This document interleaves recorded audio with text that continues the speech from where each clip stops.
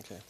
The Surviving Generations of the Holocaust, based in Seattle, Washington, has taken on the project of videotaping eyewitness accounts of the Holocaust from those individuals who survived the Nazi reign of terror. Millions of people were annihilated just because they were Jewish.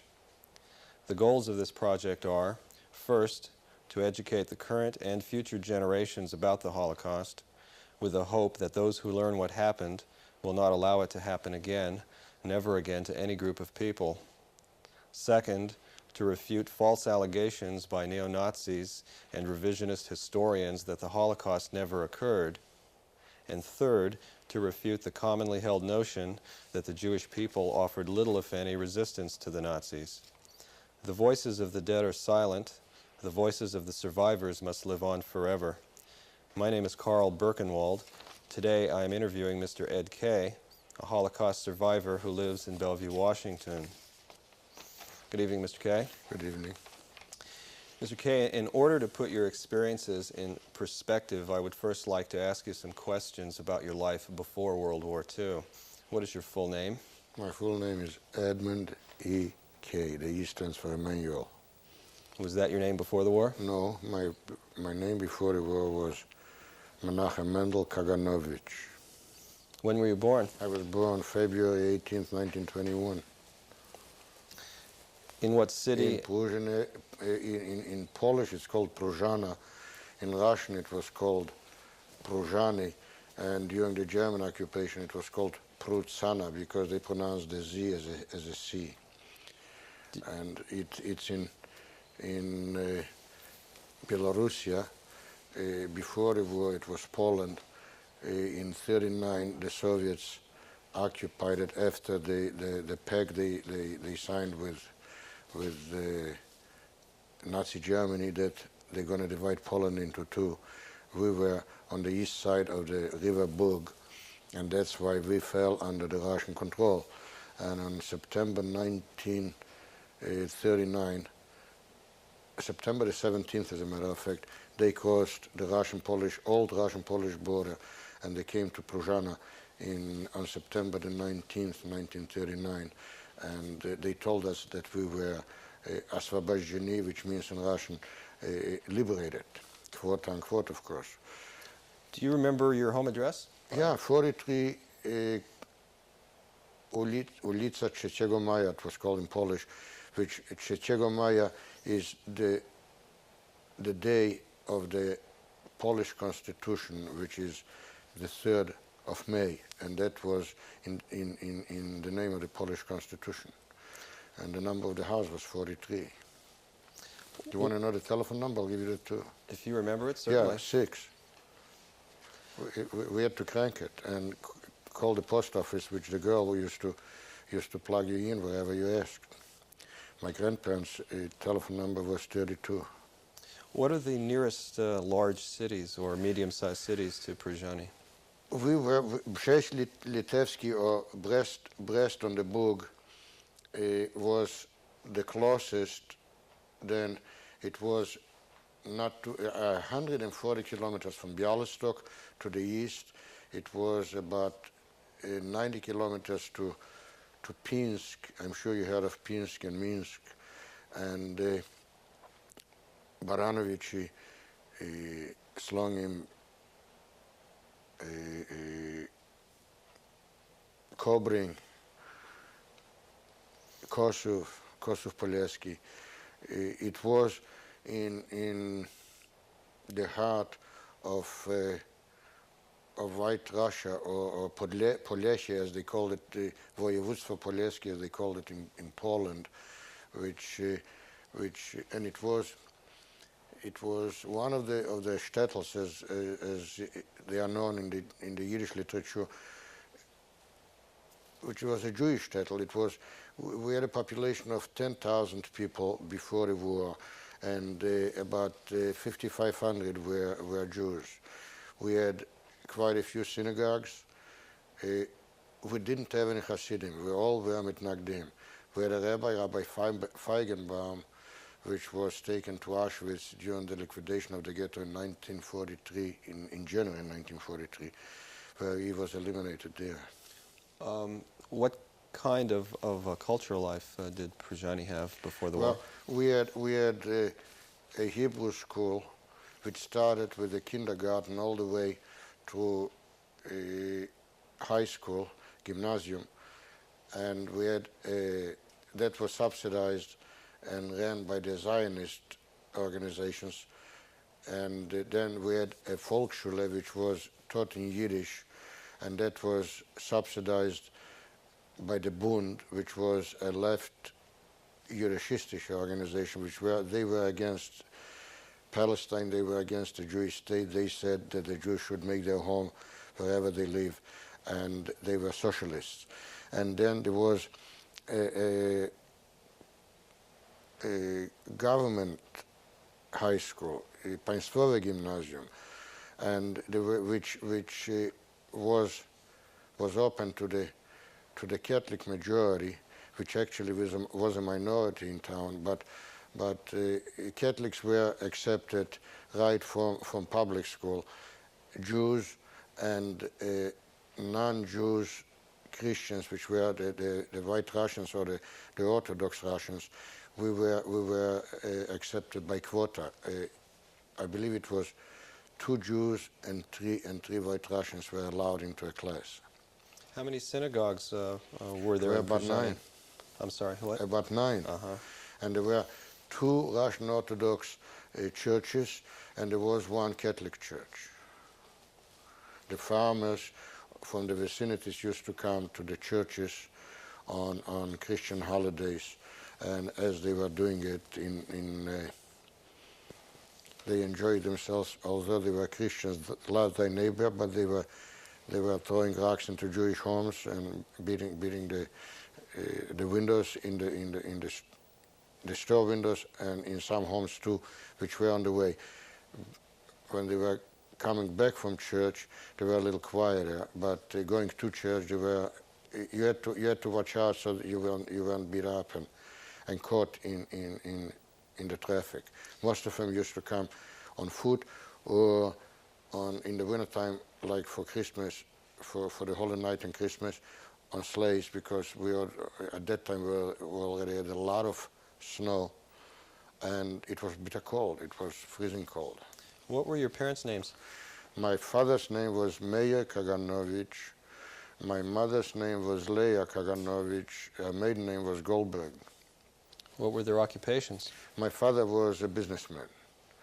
He was in the lumber and logging business. We had a big lumber yard, and my father used to buy logs, trees, log it, and then make lumber out of it and bring it into the lumber yard. Our house was in the corner of the place. The place was quite big, about a little over 2 acres of land.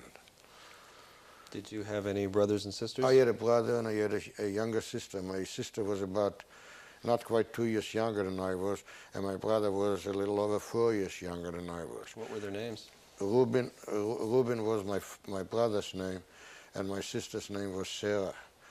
My brother was the first victim in Prasanna after the Germans marched in 1941. My brother was beat to death while he was caught to work on the nearby airfield. They were taking down and moving off the runways all those destroyed and bombed out and burned aircraft. And the German that was supervising it, he was a sergeant, and we found out later that he was an Austrian from Vienna. And he used to enjoy himself by walking around with a stick in his hand and pounding on the heads of the workers, and he wanted them to, while they were pushing the airplanes, to run. And apparently they didn't like the way my brother was pushing the airplane, and he beat him so hard that he fell unconscious, and they took him to the hospital where my mother worked as a nurse, and he died there after a few days. Is that how you found out what happened to him, through your mother? Yeah, mother didn't come home, and father went to see what happened, and he came back and he told us that my brother is unconscious, is in the hospital, and the doctor allowed my mother to sit with him, to take care of him. She came home after he died, and then in those days, you used to bring the dead home, and from there, you know, they used to take him to the cemetery. How long had your family lived in or around Prasanna? My family? Yes. The Jewish population was there for hundreds of years. We were there since, from what I understand, Jews were there since the 1400s. Did you have many other relatives who lived in the area? My mother came from a family of 7. My grandfather came from a family of 17. And a family of 17, you can imagine how many uncles, aunts, great-uncles, great-aunts, cousins, second cousins, third cousins. I mean, you threw a stone and you hit a relative.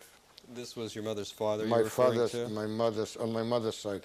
My father's side, most of them emigrated. There was only one sister left, and the parents, the Kaganovich family. And the sister was married to Menachem Begin's cousin, by the way.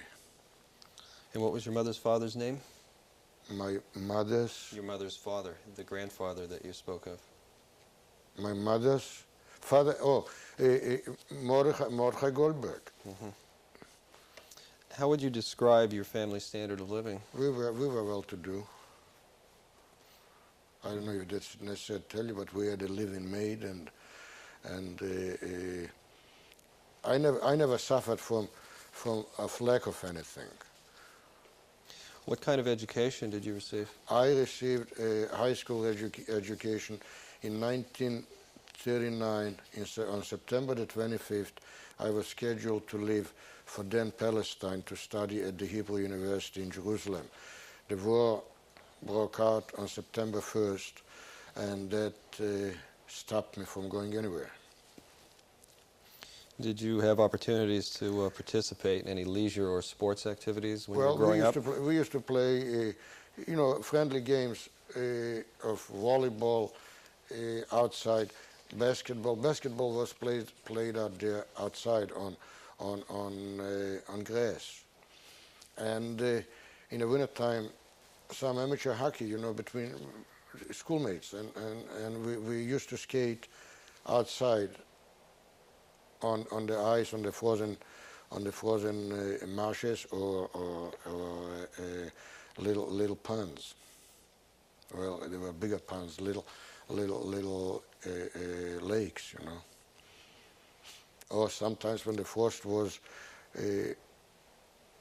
when it was colder and the river would freeze over, then we would skate on the river too, ice skate. Mm-hmm. What was the level of religious observance in your home? There was one level of religious observance. Everybody was religious. I mean, whether you liked it or not, that was a way of life. You had to Lake film, if you understand what I'm saying. I do, but maybe you could. Well, you used to in the morning before you had breakfast. After you cleaned up, you washed and you dressed. You had to. I don't know the name of film in English. I think phylactery, I think, is the that's word it. I've heard. And you used to put it on your left hand, and you used to put on your head, and say your morning prayers, and then you would neatly take it off, and put it back where it belonged, and then Mother would say, "Now you can have breakfast and go to school," and that was a way of life. On Saturday you had to go to school. If I didn't go with my dad to his synagogue, I would go with my grandfather. My paternal grandfather was a Bal Kriya. He used to read the Torah every Saturday and every holiday.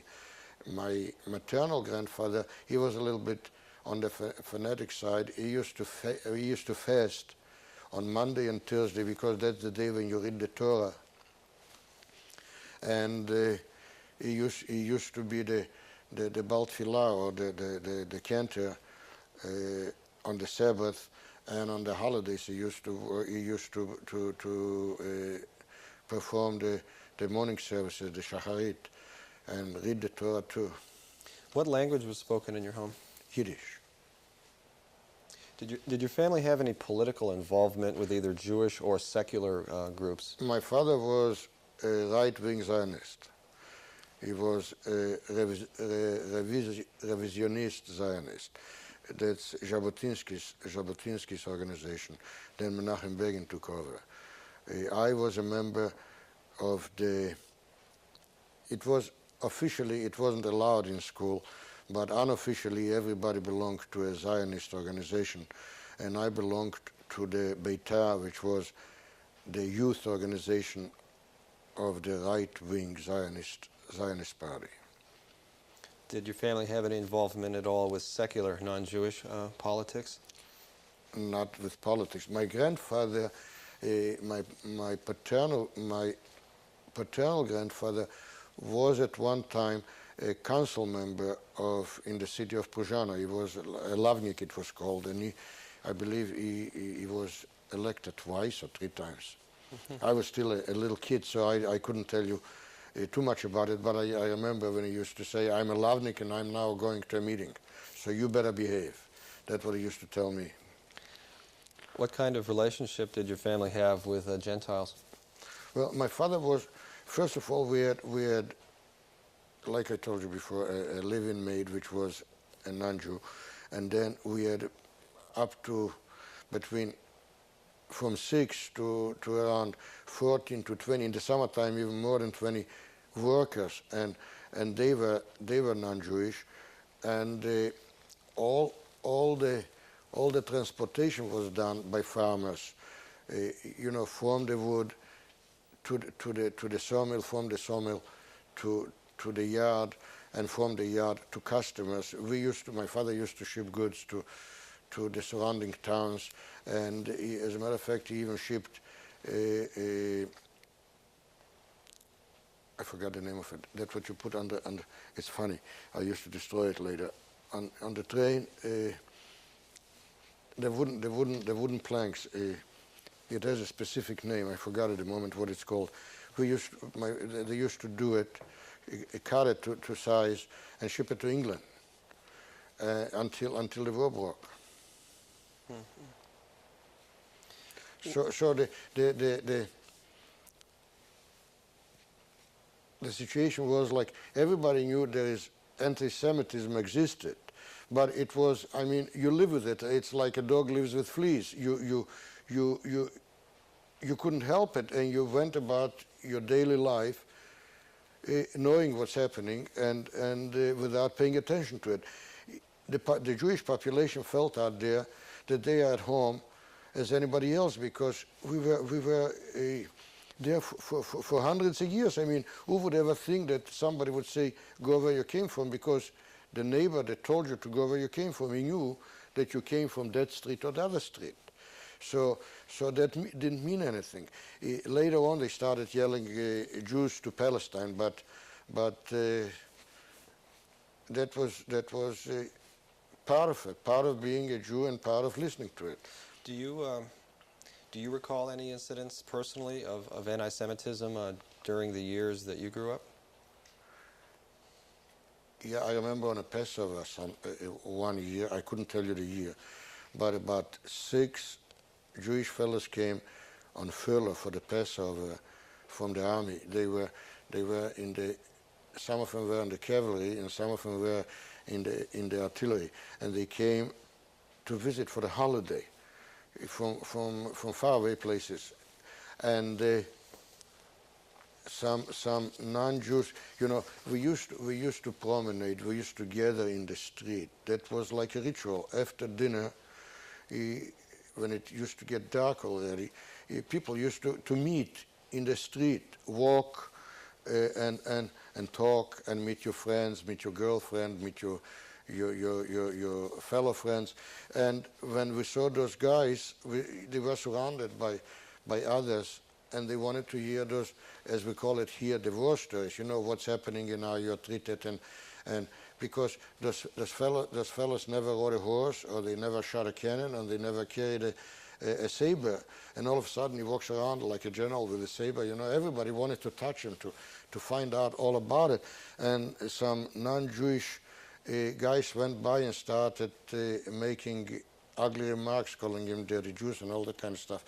So it got heated up, and it became it became a fight. They started fighting one another until the soldiers beat those guys to the pulp, and that was the end of it. The next day, nobody ever pointed that's a Jew or a dirty or a clean Jew. They were taught a lesson. That was it. You see, we were on an even basis with them. We knew who they were. They knew who we are. They liked us just as much as we liked them, and that was it. And that was supposedly balanced off until the Germans came. Speaking of which, I'd like to move now to the war period. Did the German invasion of Poland in September 1939 include the area where you lived? Yes, it did, up to a point, because the Germans, I believe I mentioned it to you, when they signed a peace treaty, Ribbentrop with Molotov signed a peace treaty that Poland is going to be divided between Nazi Germany and Soviet Russia. The Germans were supposed to march to the Bug River in our vicinity, in northern Poland, and when they were marching east, and the Russians were marching west to the Bug River, and the Bug was supposed to be the border, and the Germans were in the outskirts of Prasanna when the war broke out, when they invaded Poland. Only a couple of miles. As a matter of fact, we saw in the outskirts, in the fields, some German tanks. But they came and they stopped like somebody would apparently they were told to stop, and then the next morning they disappeared. And then we found out that the Red Army crossed the border on the 17th of September, and that was it. And that's as far as we saw the advancing German army in '39. So the Russians then took over that part of Poland? and they liberated us, as they called it, and we became automatically Russian citizens. How did that affect your family and the community? The merchants were treated very harshly. My father still had a lot of lumber in the yard, but he wasn't allowed to sell it. Anybody that needed lumber had to go to the commandantur, to the military commandantur, to pay and get a receipt, and my father would have to give him that what he bought out there without taking any money for it. And then after a while they decided to make an office in our home, and they left my parents with 2 rooms, non-connecting rooms. The kitchen was one, and their bedroom was the other, and in the middle between the 2 rooms was another room, and they couldn't get through from one room to another. My father had to make a makeshift ladder, which he was afraid they might tell him that he was stealing his own material to do it, and he put it against the window because the house was built up high, and he put the ladder against the window for them to get in and get out. In other words, they would get up in the morning and get dressed and get out through the window by the ladder and get into the kitchen and then cook breakfast, and then that was it. The door into the house from the bedroom, there were 2 doors. They were both barricaded from the outside, so they couldn't even open it. And then finally they took away the house altogether, and my parents moved, my parents and my sister and my brother. I was already in Brest-Litovsk at that time. They moved to my grandparents' home. What were you said that you were in Brest-Litovsk. I was in Brest-Litovsk. I went right when the Russians came. I decided I'm going to go to Lvov, to Lemberg, to the Polytechnicum. And there, after about 10 days, I was called in and I was told that I couldn't proceed because my father was a merchant, and the school is not for my category people to learn in. So I picked up my bundle, and I got on the train, which wasn't an easy task either, and I went back home. And when I came home, I tried to find work, and I couldn't, because for the same reason. My father at that time already had bought a horse, and I used to take passengers to the train, which was 10, 12 kilometers away from town, and bring passengers back. My mother was working in the hospital as a nurse, and one of her patients, as luck wanted, was one of the secretaries of the Communist Party. And at one time, he wanted to know if he could do something for my mother. And mother said, yes, you could. My oldest son, which is, I was then 18 years old, can't get to school, and he can't get work because my husband was a merchant. And he told her to tell me to contact him, and then he told me where to go, what to do. And I contacted some office within the city management, and they sent me to Brest-Litovsk to courses. There were 6-month courses for teachers, and you had a choice of taking Russian literature and the Russian language, take mathematics, or take physics no, history and the history of the party. So I chose. I wasn't too good a mathematician. I didn't like it. So I took Russian literature and the Russian language, because I didn't want to get involved with the intellectual, what they call it, intellectual, the teaching of the party, you know. So and after graduating, and I graduated with good marks too. They sent me back to my hometown. When I came there, the head of the school district, which was supposed to assign me to a school, dragged me around for about 3 days, and then he said, we can't place you because we can't trust you with the most precious thing we have.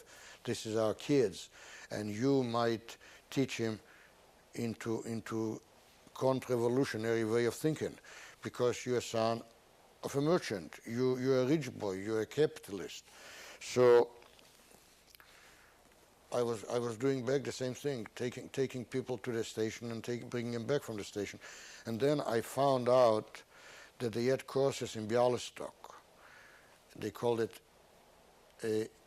inventarizatori, techniczny inventarizatori, which means a technical inventarizator, which was taking inventory of the city buildings,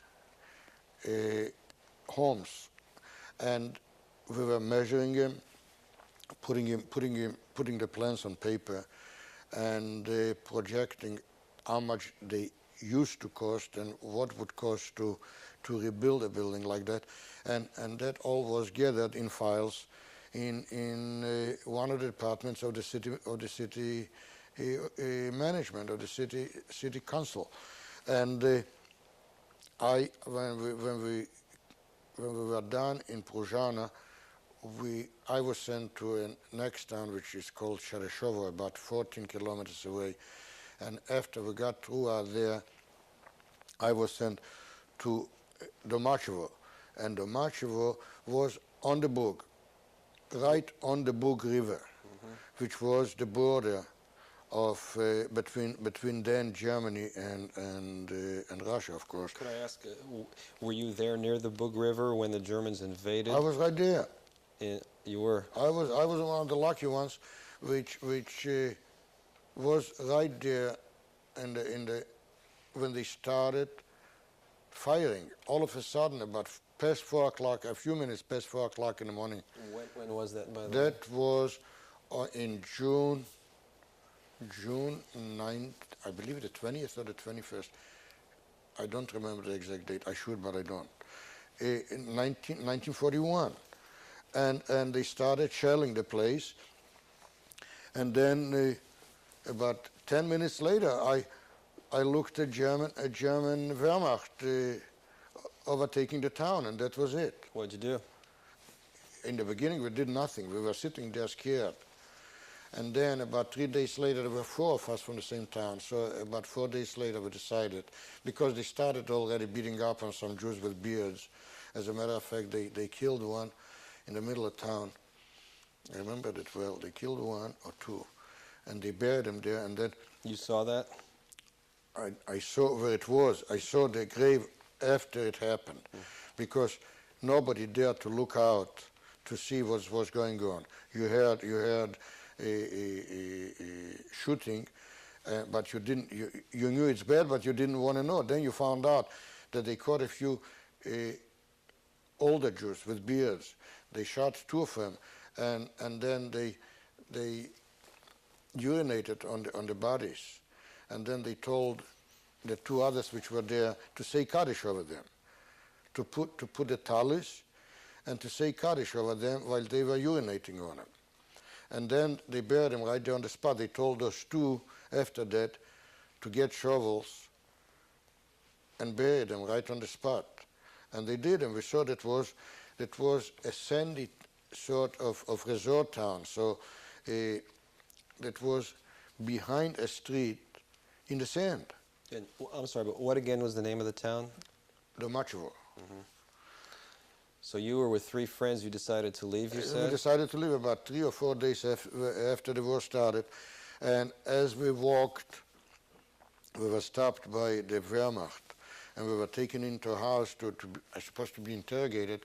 And Who was the Wehrmacht? the Wehrmacht is the German army, the regular army. And they wanted to know who we are and where we're going. And I told him that I look like a non-Jew because I was blonde, much lighter than my hair on my head is now. And for some reason or other, they didn't attach the Jew to me. And I told him that I'm Spolski, which means from Poland. I didn't say I am a Polak because I was afraid in case he tells me to drop my pants, which they did on occasions too. It didn't happen to me, but it happened to others. You hear all those things, you know. News like that was coming through without radio and television so fast that you were wondering where it came from, but in most cases it was true. And if they told you to drop your pants and they figured and they knew that you were Jewish, then they would beat you to pulp for lying. So I used to tell them that I was Jestem z Polski, I am from Poland, or Jesteśmy z Polski, we are from Poland. And that particular soldier asked us, what do you have to eat? And we told him nothing. We didn't eat for 2 days already. So he gave us some cheese and bread. And he gave us a square block of cheese. And that's what we took with us. And then later on, when some other German officers, as a matter of fact, stopped us on the road, and they asked us who we were, and we told them that we are from Poland and we are going home, that the Russians had us there for work. They for forced labor. So they believed us, and when they saw the cheese, that was the best, like an ID card that, they were already checked through, and they can go. So it took us about 4 or 5 nights to get to Brest-Litovsk. I had an uncle in Brest-Litovsk, and I already used to date a girl in Brest-Litovsk. I got to know her when I was there learning at the courses, you know.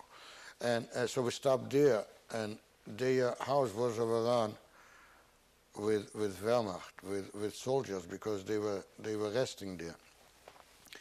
And through them we found out that a Jew with a beard was leaving Brest for a nearby town.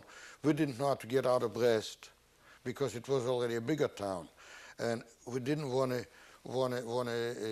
lose any time and just walk in the streets because it was dangerous.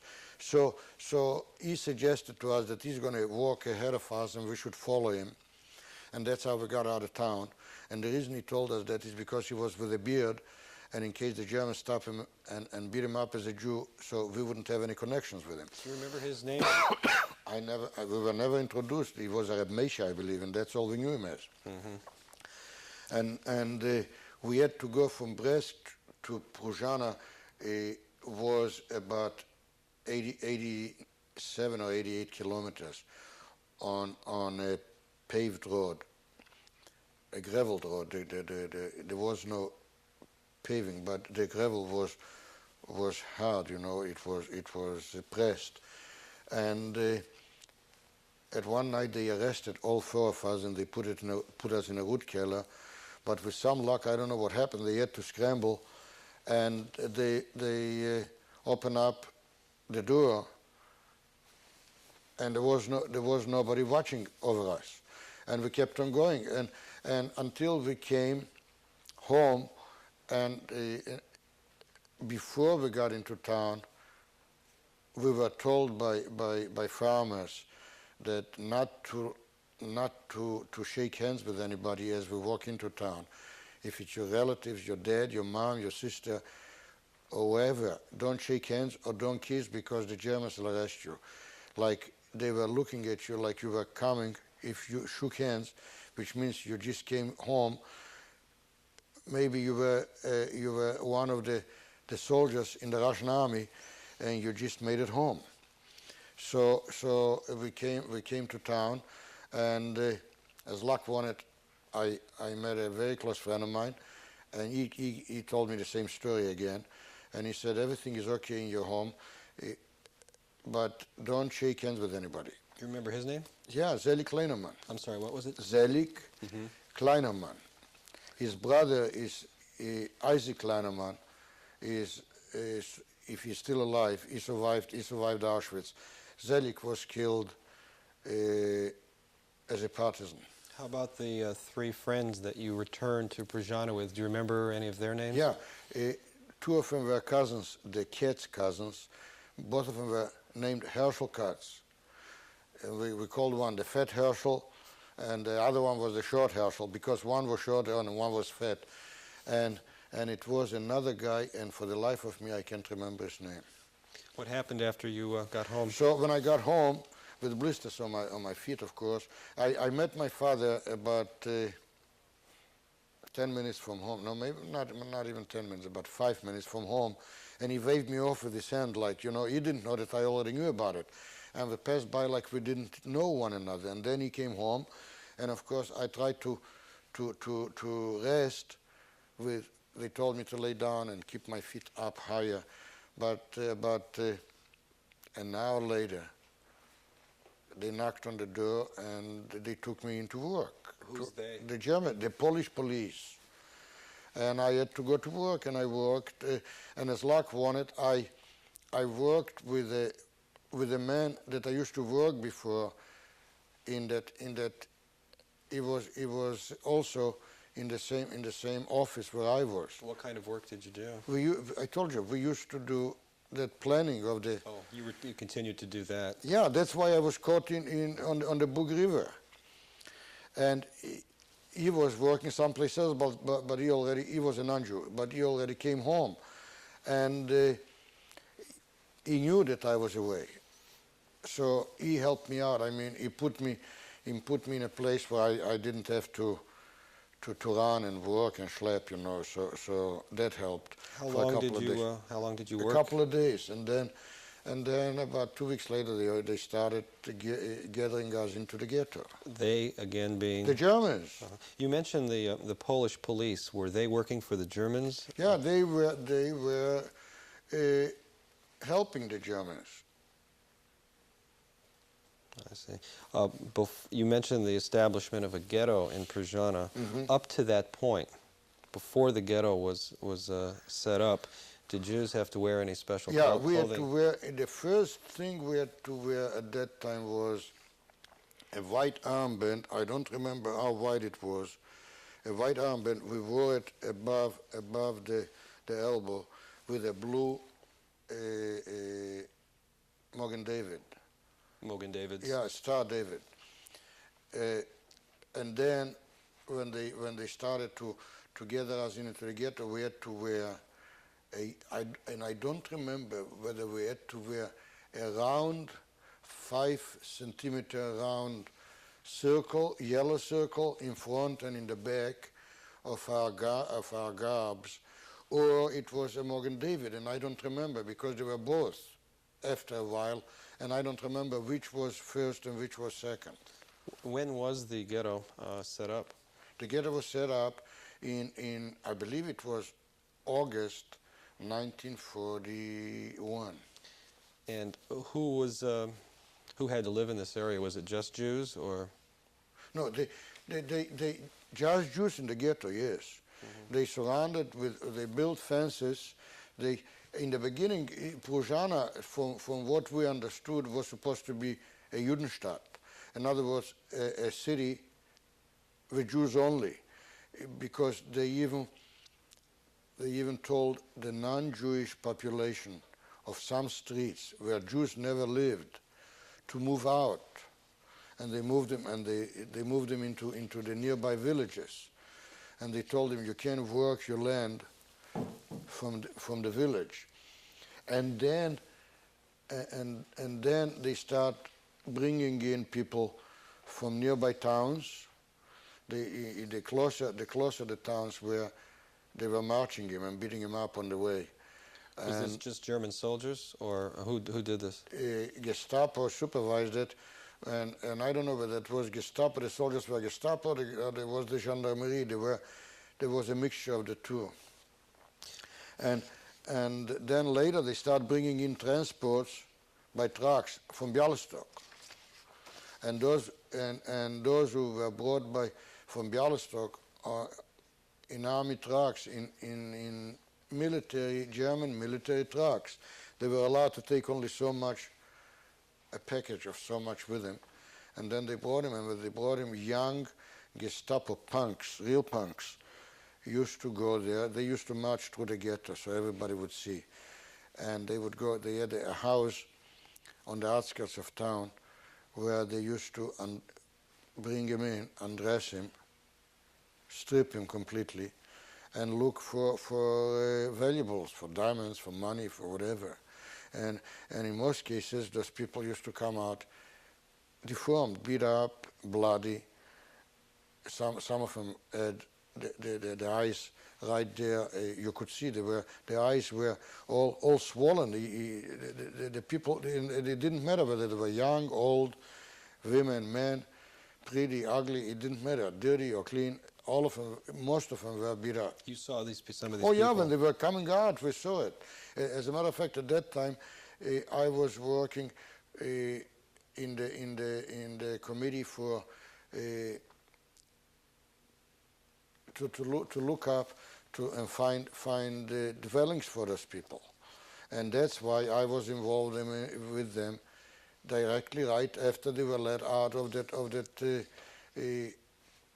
house, the checkpoint or whatever you want to call it. Where was the ghetto located?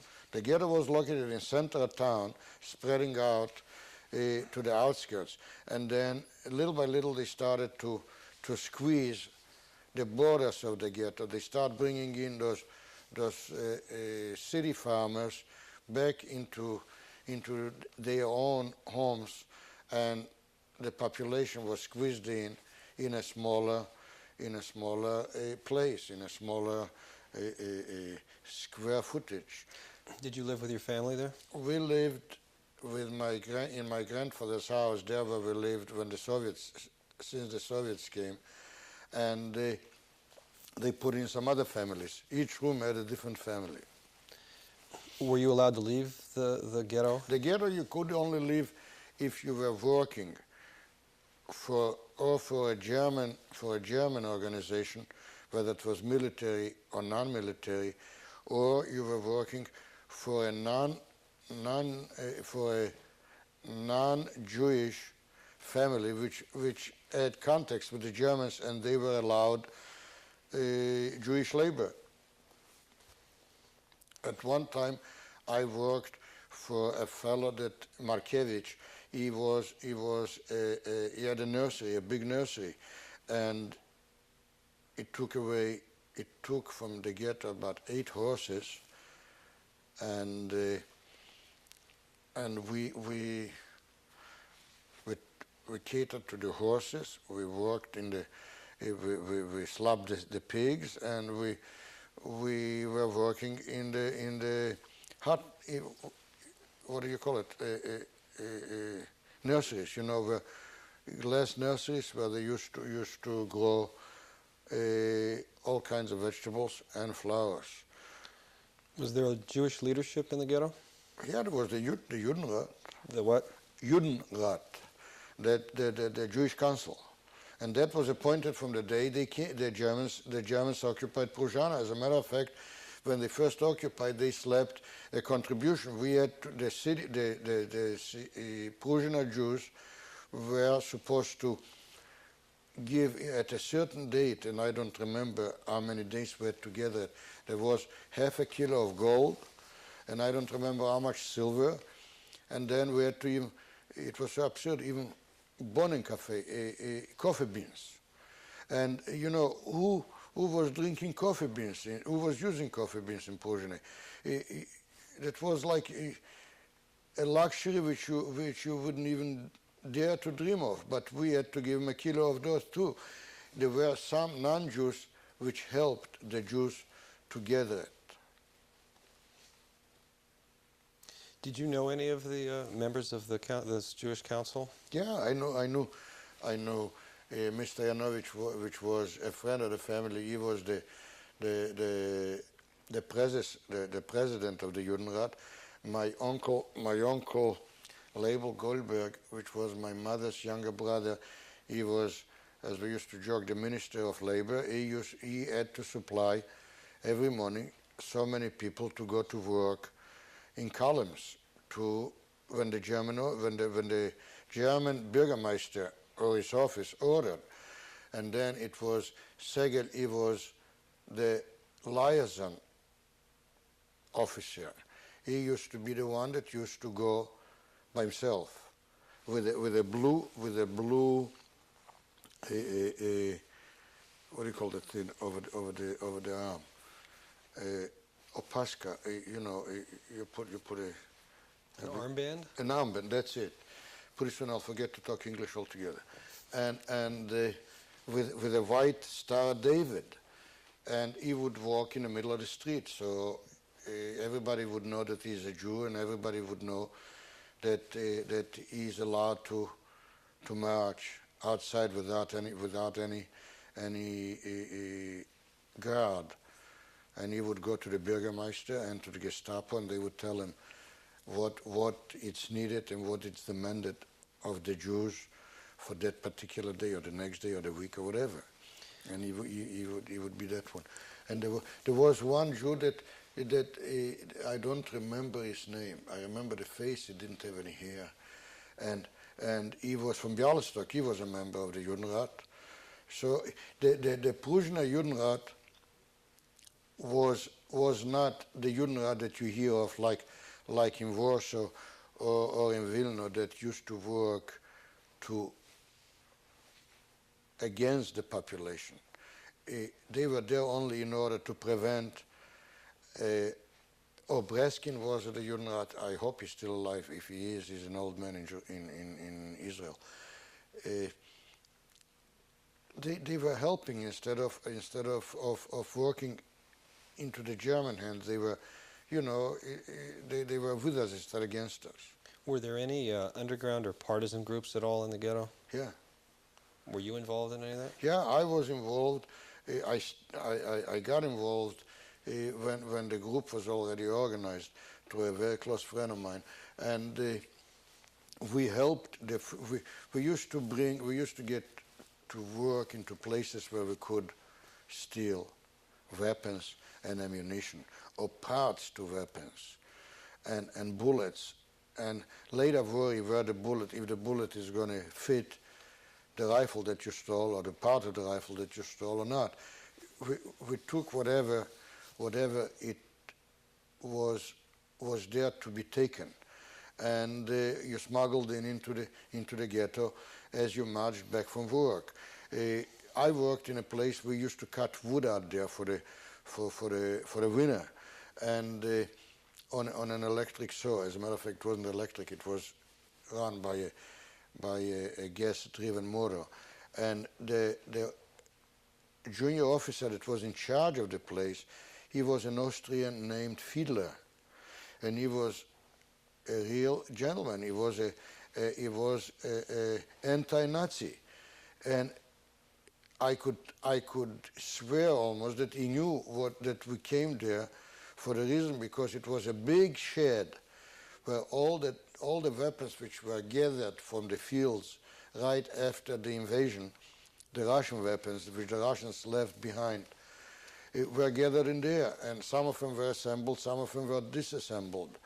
And, you know, we didn't have any business to go into there, but he used to see us going in, squeezing in a jar, the door would, somebody would always try to leave the door ajar so it wouldn't squeak when you opened it. And the minute he would see somebody going in or going out, he would turn away, and he would walk away like he never saw it. If I don't see it, I couldn't be responsible. That was his attitude. And we even had a father and son, Heidemark. Ichki Heidemark was the father, and I'm trying to remember the son's name. He was a little young. He went to school with my sister. And they pretended to be plumbers.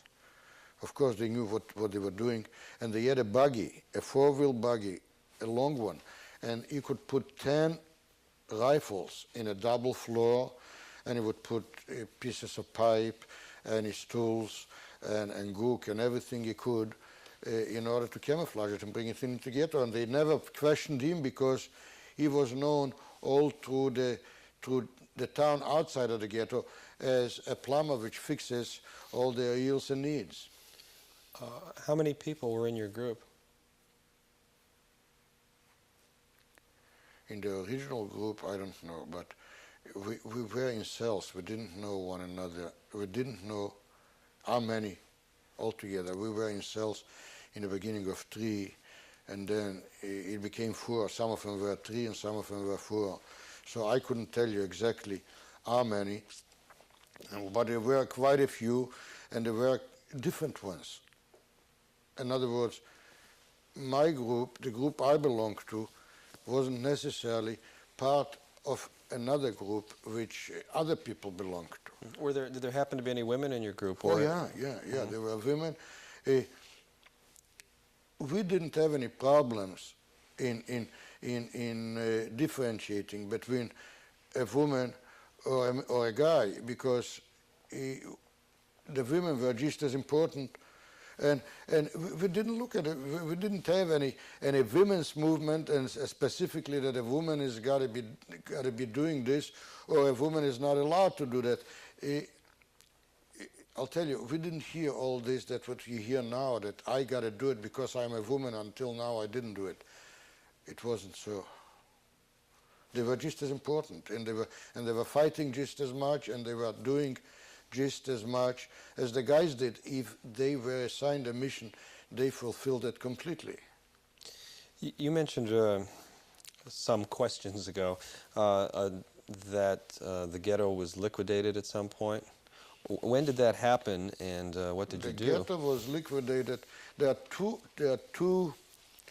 two theories. One is that the ghetto would have been liquidated no matter what, because that was the time when they were going to liquidate. It was already marked that in the end of January, the ghetto Prasanna, or Prasanna as they called it, would be liquidated. January of what year? 1943. And the night when the Gestapo came into the Judenrat to announce the liquidation of the ghetto, there were 3 Jewish partisans in the office of the president of the Judenrat, and they saw him. So some of them, which were against the partisan movement altogether, claim, there are some which live in New York now, still claim that if it wouldn't be for you guys, we wouldn't have to run, we wouldn't be in Auschwitz. In other words, because the partisans were at that time in the building and within the ghetto, that's why they liquidated the ghetto. But I believe that the mark was on it, because you didn't have that many sleds from the close by villages to wait the next morning to pick us up. It couldn't be done that fast, and they didn't have the soldiers were already, the Gestapo soldiers were already waiting to lead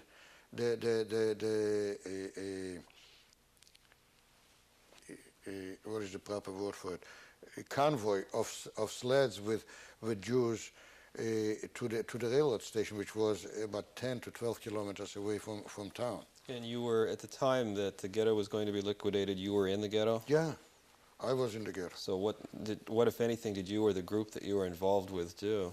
When we found out that the ghetto was divided into 3 parts, and the part where my family lived, which was on the river, the house we lived was the second from the river bank, and the river was the border on that side. It was the north side of the ghetto, but the river was, the fence was on the bank on the ghetto side. The river was flowing on the outside, and that part was liquidated first.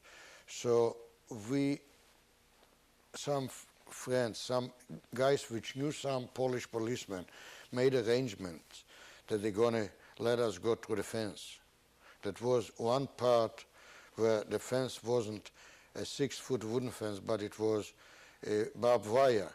And they said they're going to let us go through that barbed wire. And when we came, at nightfall, before the night before they started, they move us out, they start shooting at us. It was lucky that nobody was killed because it was dark, and they were just shooting at random.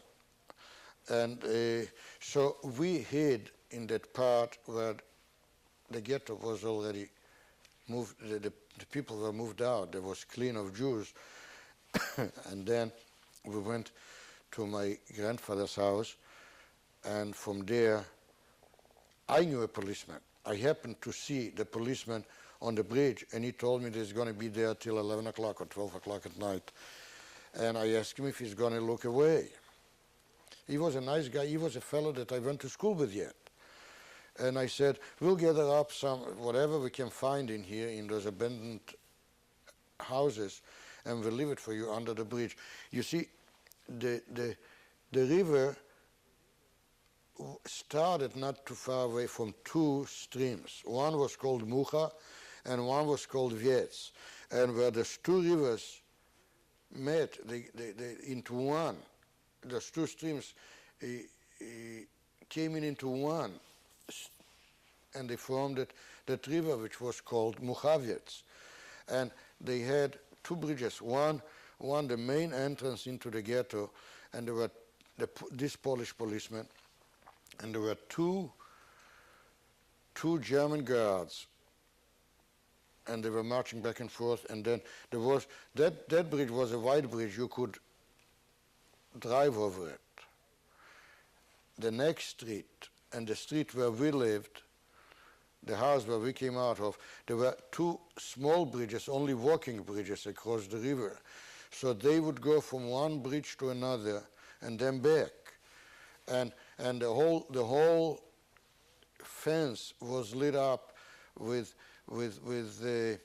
projectors, you know, like when you advertise here some event and you have that round big projector, the same thing, but it was stationary along the fence. And it was funny, in the ghetto you couldn't turn on the lights. You had to keep it dark because of in case the airplanes, you would let the Russians know in case they flew over, so they wouldn't know, they wouldn't see the town. But they lit up the fences all along the ghetto, and that was allowed because the Russians wouldn't see that. You see. I think before we hear how you, I gather, got out of the ghetto, I think this would be an appropriate time to take a brief break. All right, thank you. Mm-hmm.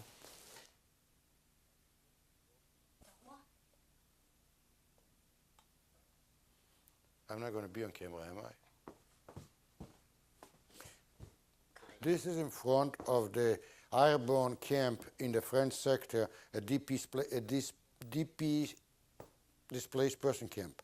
My wife, Manya, and Mrs. Zemel and me are taking the picture then in 1947, and is already after Sally was born.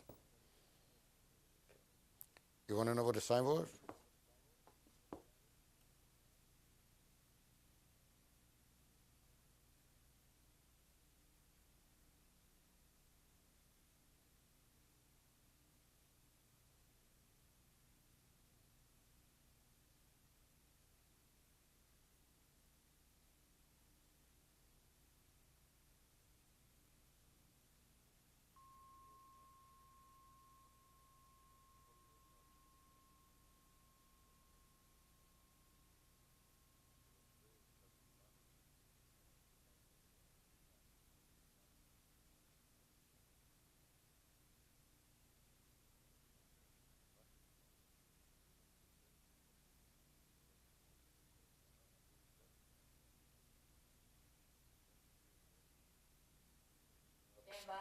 Stand by.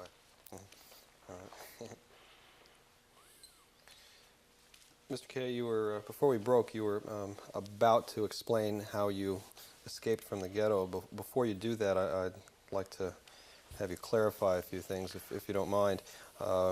You mentioned in beginning to talk about the liquidation that the ghetto was divided into 3 sections. What did you mean by that? There were a little over 10,000 Jews which inhabited the ghetto, and they divided it in approximately 3,300 Jews for transport, whether they couldn't take it in Auschwitz anymore, or whether they couldn't do it on the spot, I don't know, but that was the deal. They divided it they divided the ghetto in 3 zones.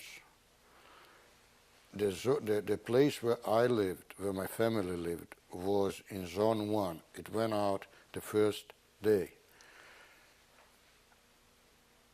My father, my mother, and my sister went to live with my uncle, who lived in Zone 3.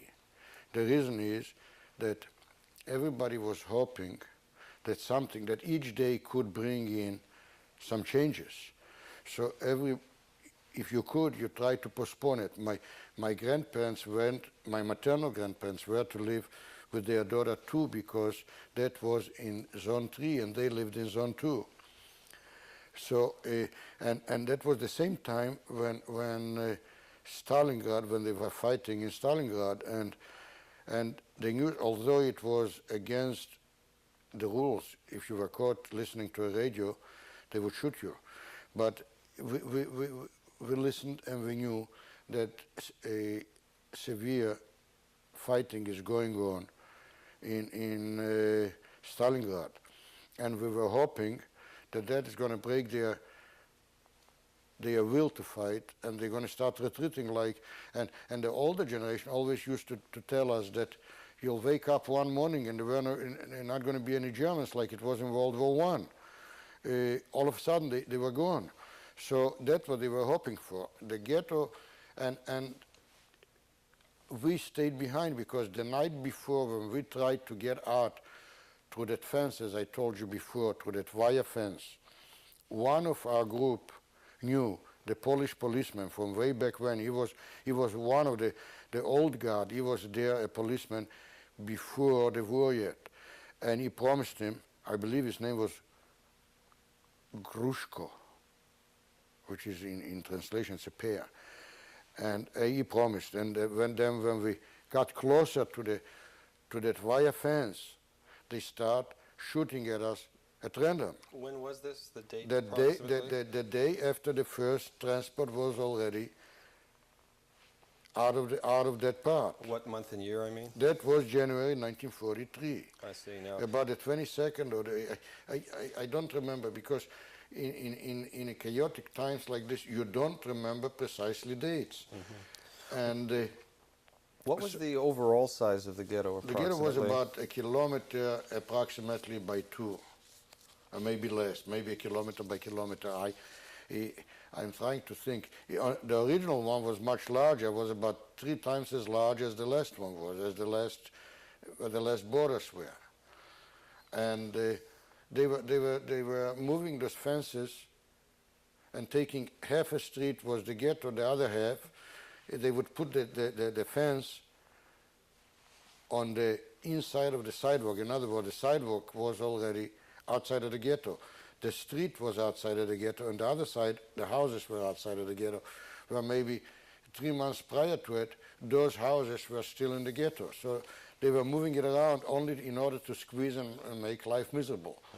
One other thing I wanted to clarify, you mentioned that you were in one of several cells of 3 or 4 people. Is a cell like a good type of group? Is that what you meant? A cell was, you know, like in any clandestine organization, a cell was a group of 2, 3, or 4, it depends what it was needed or it was allowed, because the less people knew one another, the safer we were, because we were afraid that in case they catch somebody, he might divulge the names of those who are involved. So if he didn't know, he couldn't divulge anybody. And besides, nobody was caught and nobody was tortured on account of that. Moving now to when you finally did get out of the ghetto, were you in an area that had already been cleared? Is that what you were explaining? Yeah, we went to after I made contact during the day with that policeman on the main gate, which was already in the clear part of the ghetto, in the cleared part of the ghetto. He promised that he's going to let us go by. You see, where the 2 streams came together on the main street, Ulica Pacevića, was Doktora Pacevića, which was named after a local eye doctor. They were on that bridge, and next to that bridge, just around the corner, was another bridge on one of those streams. And it was very easy to get under that bridge, easy, auch way. The reason we found that place was that we knew that the drainage, the drain ditch that was going towards the river from the street was much lower by the fence. They didn't put any wire in the ditch, in the drainage ditch, so the wires were only at the height of the sidewalk. So you had enough room in there without the need of cutting any wires in the fence to slide under, and right away you were under the bridge. In other words, the Germans and the Polish policemen which were on the gate were above you. And you could sit in there and wait for an occasion if you saw on the other bank the German soldier walking away, the German gendarmerie, I believe it was SS or gendarmerie. And as he walked away with the back towards the bridge, we managed to get, the river was frozen. So we managed to get on the ice under the other bridge, and then from under the other bridge behind the buildings, and keep on going alongside that stream and out of town. How many were in the group you were with? I believe there were 19, if my memory serves me. Do you remember any of their names? The Braidboards, a couple Braidboards, the Raidkops, a husband and wife, Bence Jablong and his son. We hid in his house during the day. When they were liquidating that part, we were hiding in his place. Cherchevsky, Sodek Cherchevsky, he was killed later after the liberation when they took him into the Red Army around Berlin somewhere. And there was a brother and a sister, which I don't remember the name. There was a young fellow from Kosovo, which we called him Igor later. I don't remember his last name. They were about 19. I see. Where did you go? We went, Lisa Pinsky was there with her boyfriend, Yudel Rubin. We went out and we stopped all of it together up behind one of those buildings by the stream. That was already outside of the ghetto. And then Bobman was another guy. He was the oldest in age. He was the oldest of the group. And we marched towards the woods. We knew that we had to go around a village which was about 3 kilometers away from town. We went into the direction of the park, which belonged to a rich landowner, and we skirted the park, and it started to snow. It was very cold, and it was deep snow too. And we wound up, we knew in which direction to go. We knew that where we are going, our group that was out of the ghetto, the partisans, which were Jewish partisans, which were out of the ghetto already, and the three of them which were in yeah.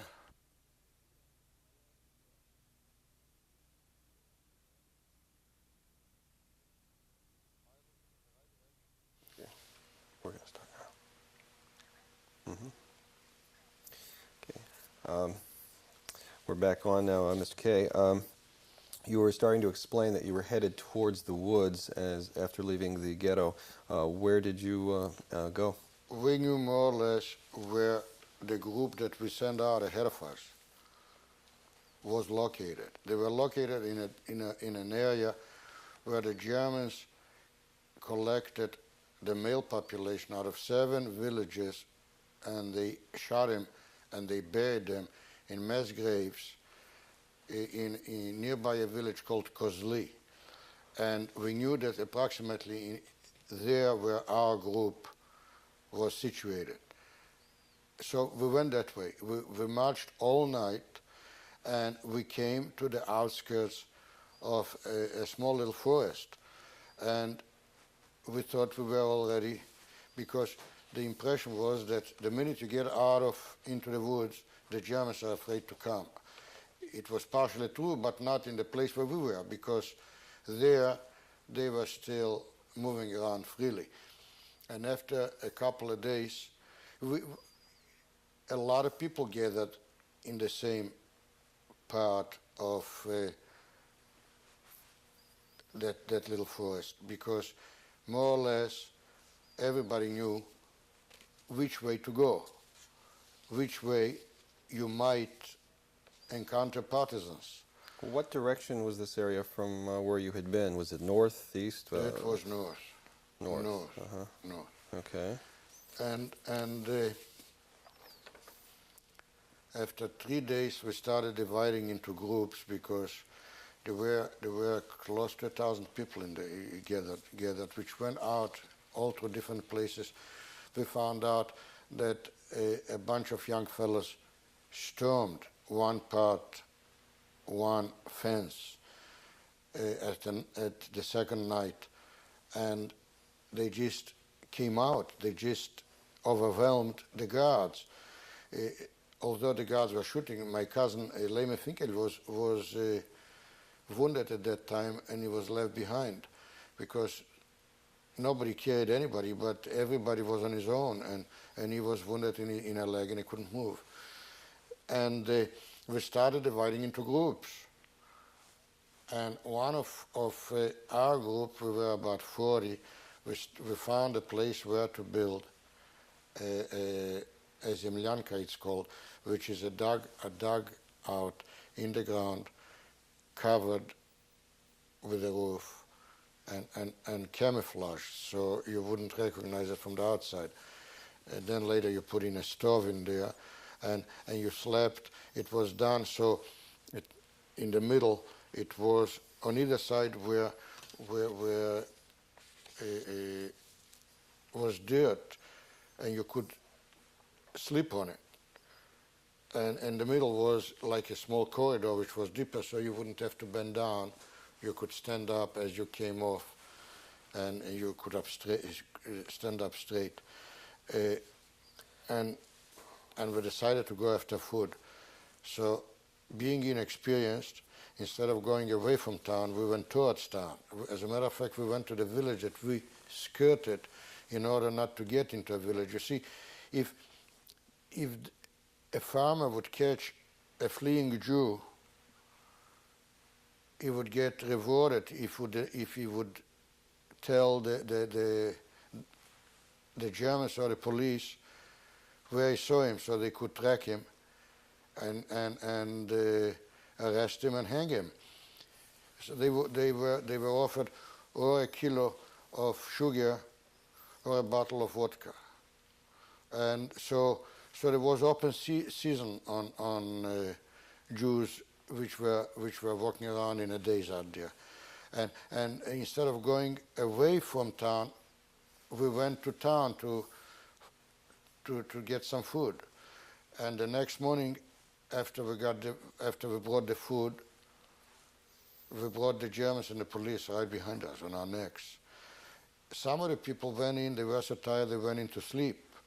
Some of us had to still divide the food and do whatever it was supposed to be done in order to pack it all in. Did you know the Germans were behind you? We didn't. Mm-hmm. And then when they came close, they started shooting at us, and we started to scatter helter-skelter any place you could run. The ones which were already resting, they found their burial right there because the Germans found it, and they threw hand grenades in there, and they demolished the dugout, and they killed all the people in it. Do you know about how many people were there? About 12, I remember.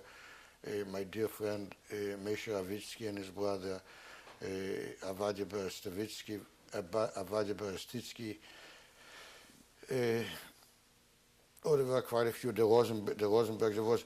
There was a father, mother, son, and daughter, and the son and daughter disappeared.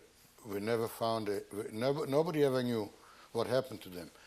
To make the short story long, we dispersed wherever we could go. I and 3 other guys ran towards the swamp, and we hid behind some bushes. The swamp was our salvation because the police and the Germans were afraid to go there. They were afraid that some partisans might sit in there in ambush. So after a cold day, wet and frozen, we finally, when they backed out, when the Germans and the police backed out, we walked out and we started to look for survivors, and we lost quite a few people. And we moved from that place, and we moved to a different location, and others moved all the way to deeper forests. Others stayed with us. We were about 20, I believe, and then there was a mother and daughter came to us from Pruzheny. Rogovich was their name, and then a father and daughter from Slongim, and a single man from Slongim, and they came to, and they stayed with us.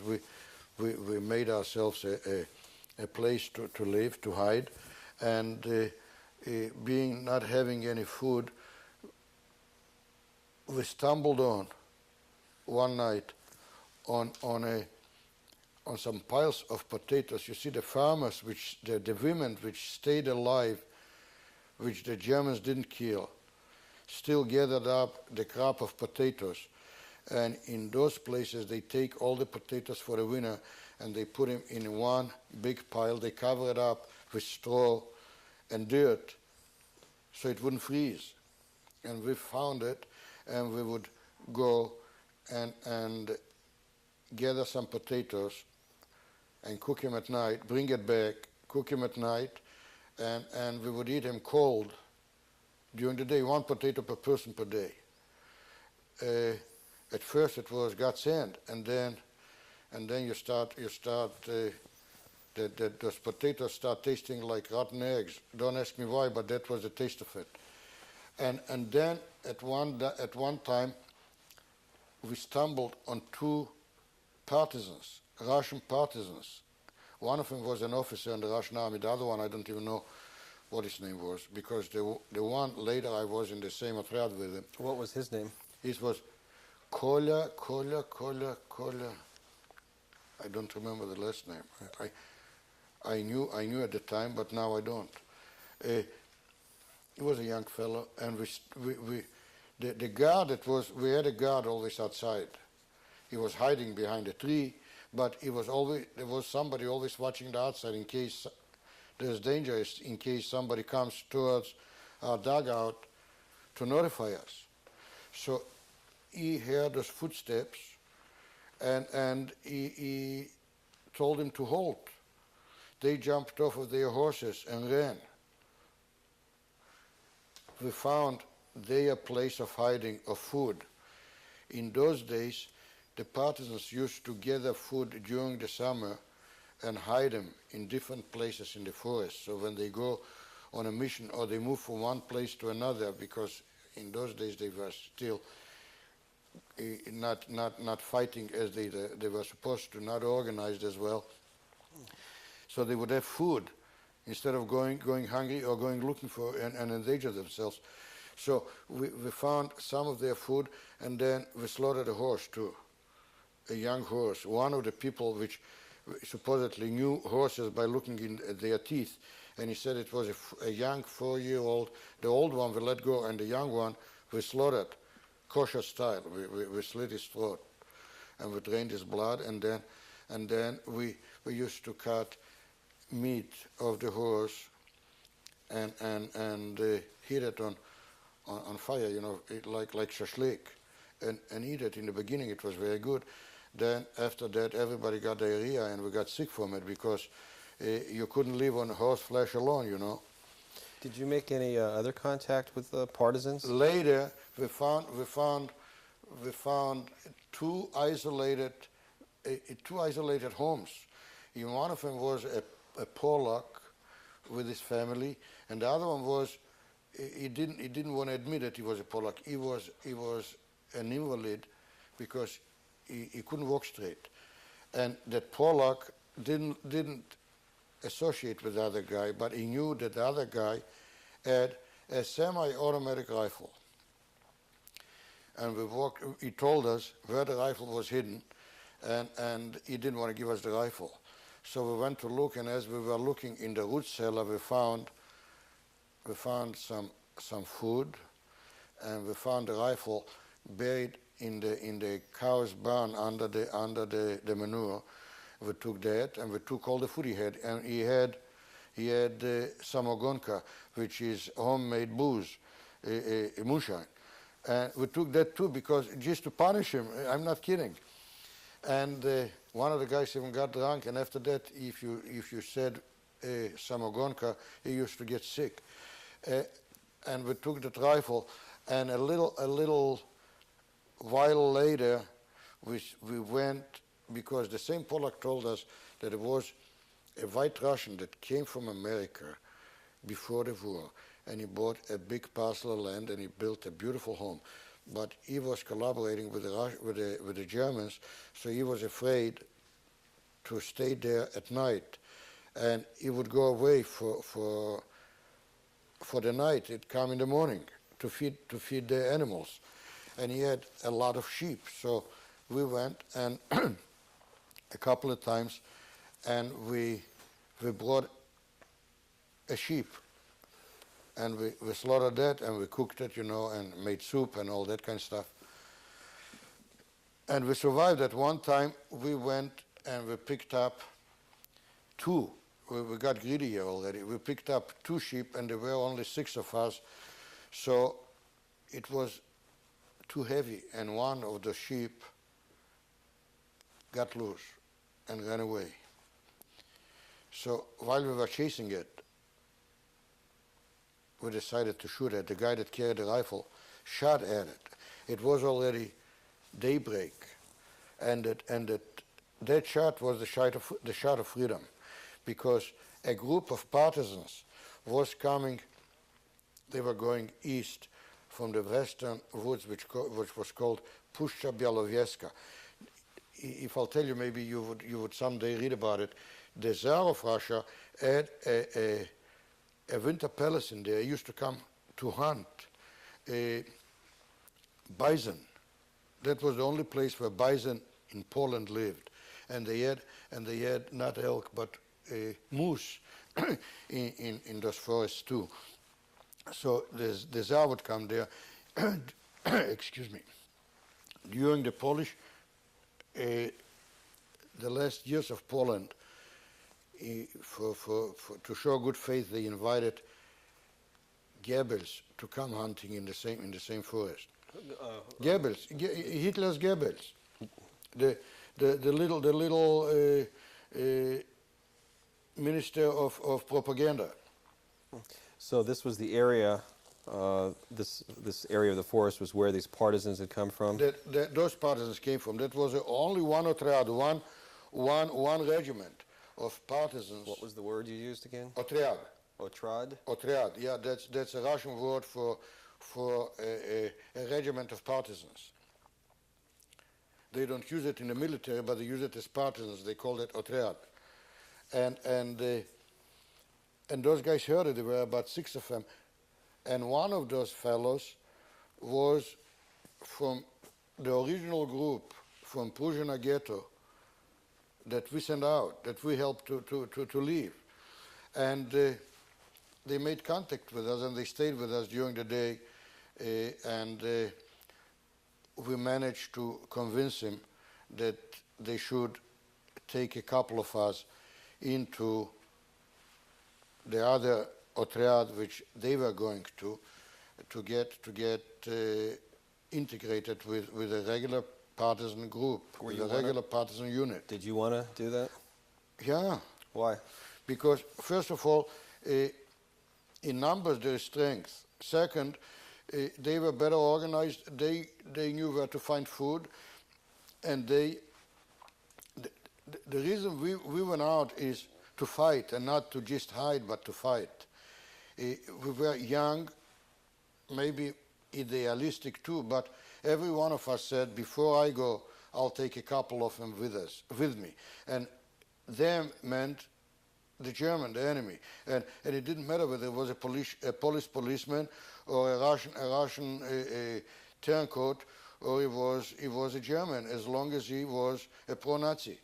And that was our objective, and most of us wanted to go fight. Man or woman. The group that you were with at that time, before you got involved with this new group, was that group? We weren't involved with the group yet. We were about to.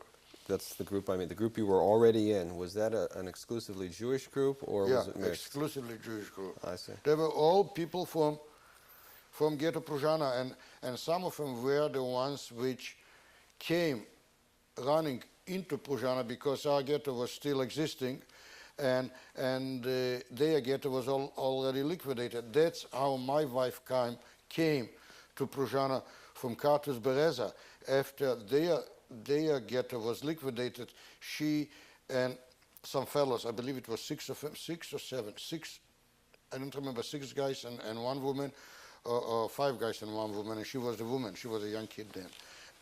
And that's where I got to know my wife. So now you made contact with people from this Otrad. Were you able to join that group? Yeah, they finally decided to admit us. So we had to pay a price for it. We had to give away the rifle that we took away from that farmer. We had to. I gave him away the commandeer, the man in charge of that group. They were going on a diversion, on a sabotage mission. And this guy, I gave the watch my mother gave me, which was a little golden watch. You see it now, women wear it on their neck with a golden chain. So that's the most valuable thing we had. The rest of them didn't have anything. And so they promised to take us, and he said, if they don't want to accept you, then you're on your own. And 3 of us went with them, and then we came back. One of the Jewish fellows that was there volunteered to help us, to guide us back to our group, and we went and we brought our group into the partisan Otrad, which was called Otrad Kirova Brigady Ponomarenko. Can you translate any of that? The Otriad was named after Kirov. You know who Kirov is. He was the general secretary of the Communist Party in Leningrad, which later we found out he was killed and Stalin purged a lot of people for it, but then we found out that Kirov was actually assassinated on Stalin's orders. He was jealous of him. And the name of the brigada was Ponomarenko. He was the commander of the whole brigade. Of the brigade that you joined? Yeah. I see. How was the group organized? Was it into separate units, or how did that work? The Otriad was like a military unit. We had, the smallest was the Oddelение. The Oddelение was between 10 and 12 people, and then there was the Vzvod, which had two of those smaller groups, and then it was the Rota, which had more than two or more Vzvods, and then there was each Otriad had so many Rotas. We had, I believe, 4 Rotas in the beginning. Were there many Jews in your group? In my Oddelение, there were 4 of us. Out of approximately how many people? Out of those that we came together, they dispersed us through three different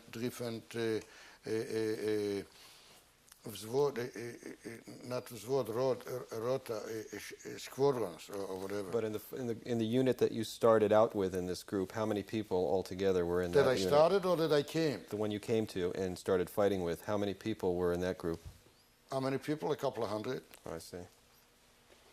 And then we had a family, Otriad 2, which was stationed not too far where we were, and we were like supervising their being. You know, they used to come when we went for food. They used to send some of the capable young people to come with us and get some food for them too. And those were women and children and older people. Were there any women who also fought in these groups? There were women who fought, and there were women which were responsible for the cooking. They were in the mess. Each Oddelение, or each Rota, which is each squadron, had his own mess hall, and each one was responsible for the supply of his own food. Unless we went, the whole Otriad went for food into a village or into a couple villages where there were never been partisans, and where there were Germans, and we had to fight for it. We had to fight for a group of us for the Germans, and the other part would go in, take the cows, the pigs, bread, flour, whatever, beans, whatever they could pack in on the buggies in the summertime and on sleds in the wintertime, and bring it into our camp. What was the month and year that you joined this group? We joined the group in late spring or in early summer, around May or June. Of what year? 43. What were relationships like between Jews and Gentiles in your group? Well, the relationships between Jews and Gentiles are always the same. They don't like us, they ignore us, but they take us, you know. And the only time when you heard the word Jew in a derogatory way, if somebody was looking for a fault guy, or if somebody did something that it wasn't supposed to be done, and the first thing they would say, "Oh, a Jew apparently did it," until they would get to the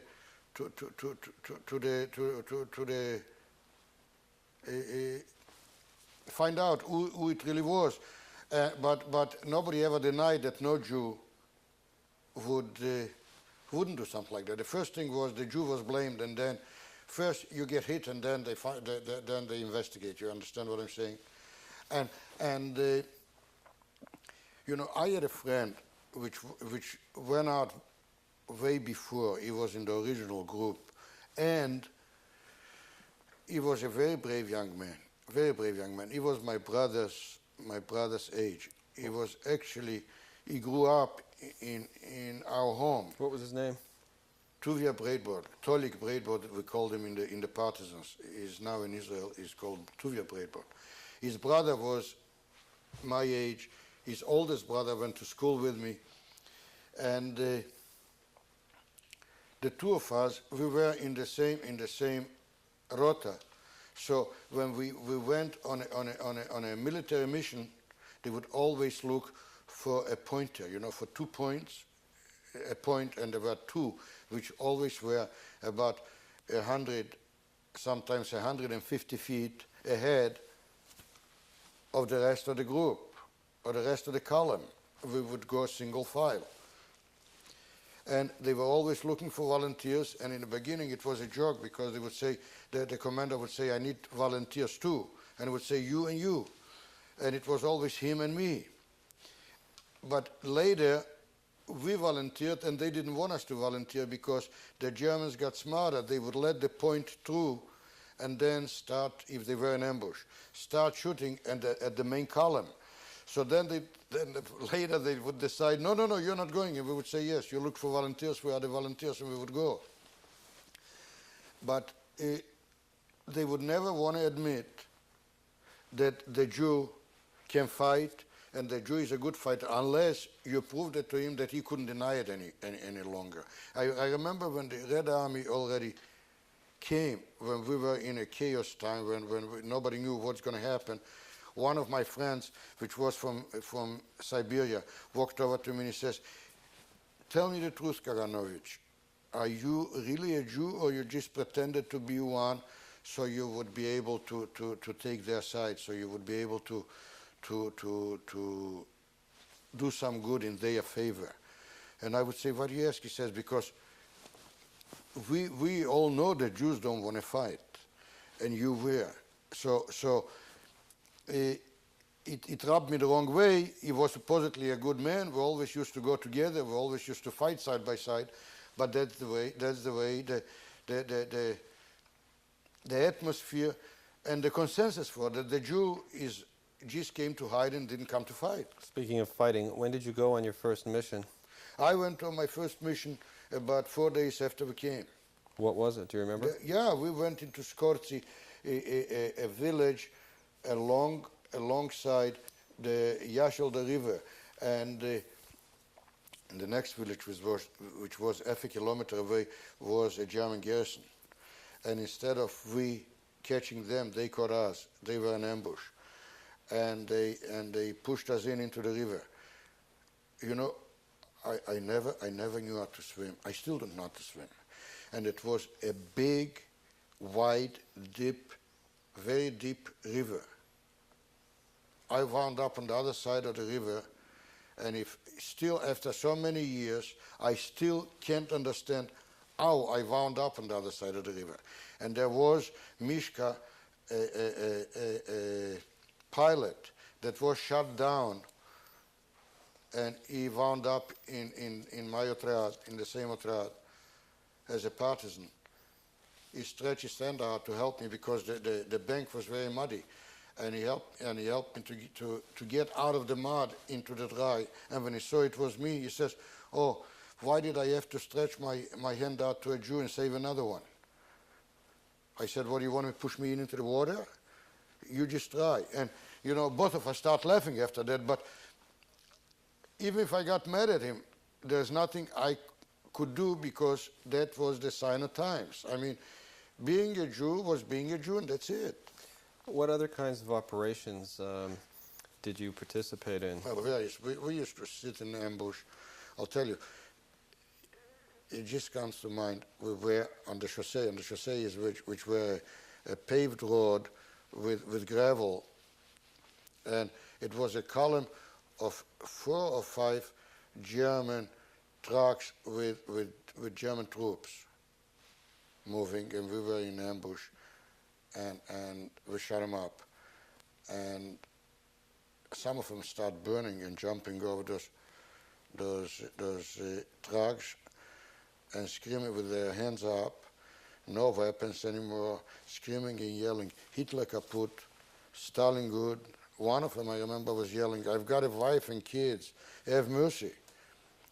You know, at that time, that was the most pleasing scene to me when I saw the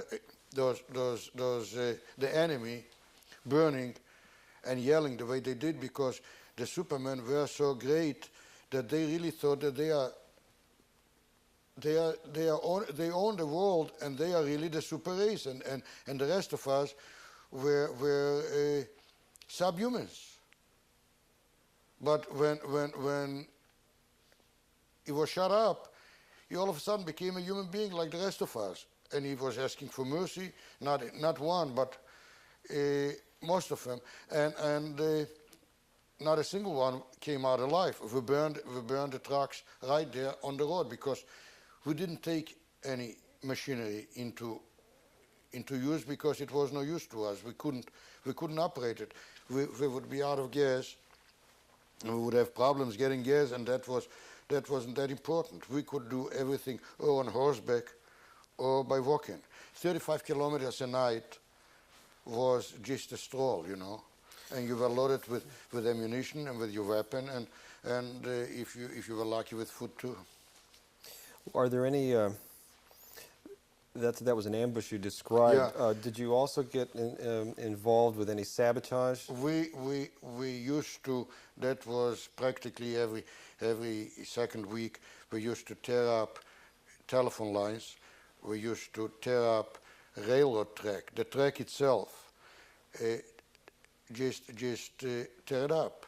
We used to. Well, before you give another example, with regard to railroad tracks, were there any particular missions that that you remember, a particular operation? Oh yeah, I remember the last one that I went on a railroad track.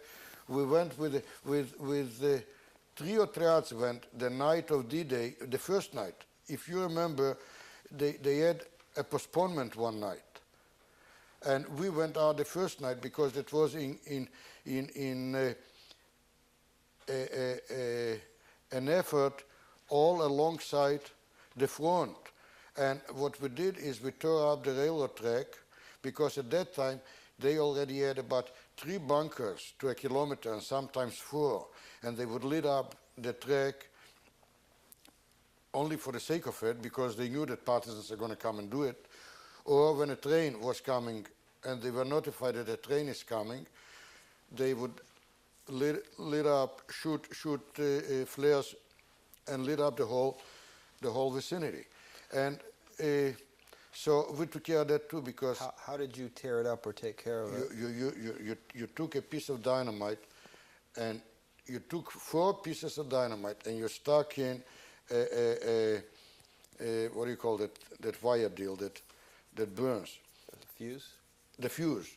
And stick it into that cake of dynamite and lit it. You would light a cigarette in order to have fire. And when you came to the railroad track, you would stick those 4 fuses to the cigarette, or you put the cigarette on it, so they would start burning. And you would put it where the railroad, where the 2 rails would come together, and that served a dual purpose. It would pull 2 of them at the same time, and it would roll it, because the fellow next to you would do the same thing. So it would roll it, or it would make an S out of it, or whatever, you know, an S figure. And by the end of the war, there were no normal sizes of railroad track, because they tried to cut the straight pieces, and some of them were so short they were 2 meters long, because they didn't have any new. And if you disturbed it in a length of at that time was about 3 kilometers, you know how long it took to put it back together, and then the trains couldn't move, and that we were near the main railroad line from Moscow to Berlin. Moscow, Minsk, Baranovichi, Brest-Litovsk, Warsaw, Poznan, and Berlin. I believe it was Poznan, maybe not, I don't know. But from Warsaw to Berlin, that was the line. And that was the main supply line into the front in Belarusia, and the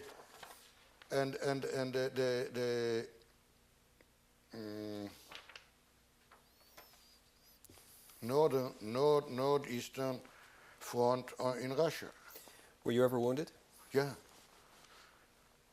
I was wounded. I was wounded in a village called Skorce, and that was the same village where where I was on my first mission, where they kicked us into the river. But at that time we went from the other side, and they were again in ambush.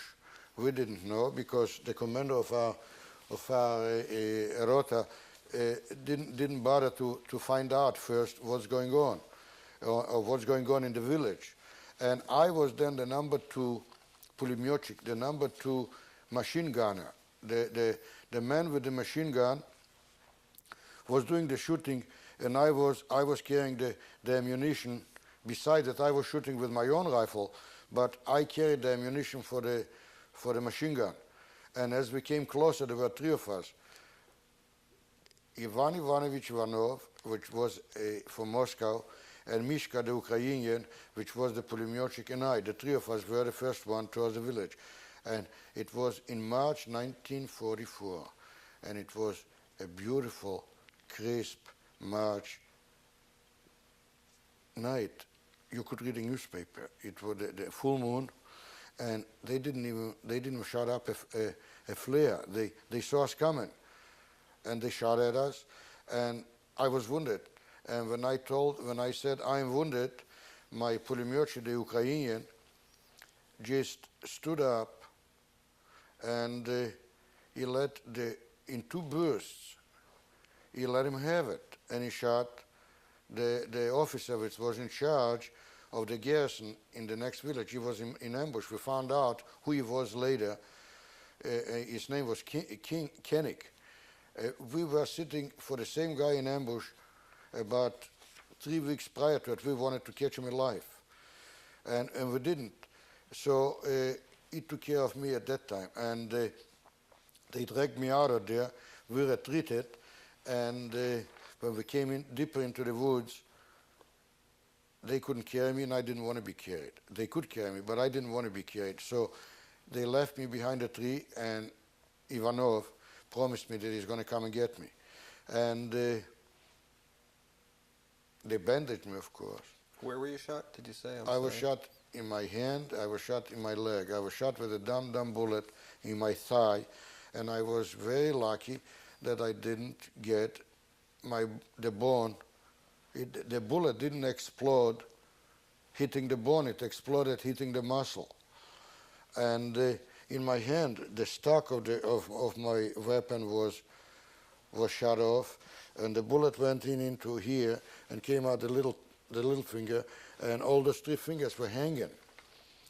And then he came and picked me up, and he took me to camp, and they put me in the hospital. At that time we had our own hospital.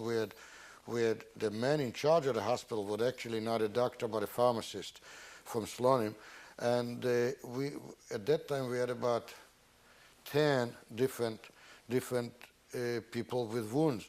One of them was blinded because he was trying to get some dynamite out of an unexploded bomb, and he thought that the trigger was out, and he hit it, and it exploded right into his face, and he tore off his fingers, and it blinded him. Eventually, he died. He couldn't. During the time that you fought in this resistance organization group, approximately how many missions did you participate in? Oh, I would say between 20 and 30. We had it all written down. But believe me, at this moment, or the last years, after I got out of the partisans, and after I came back to home, and after I left Poland into Germany, it didn't interest me anymore. I didn't want to even talk about it. For years I didn't want to talk about it, until my kids started asking questions. And then I started telling stories of what happened. And one story reminded me of the other. One incident reminded me of the other. But in the beginning, I didn't want to talk about it.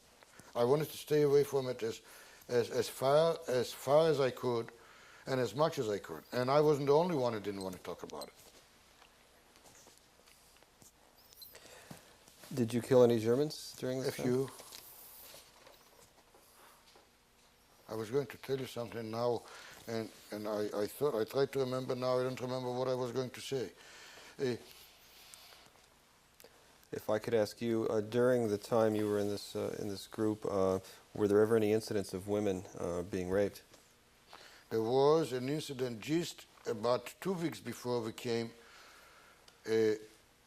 He was the chief of staff, and he decided he wanted to go to bed with a Jewish girl from Prasanna, from my hometown. She was there with her sister and her brother too. And I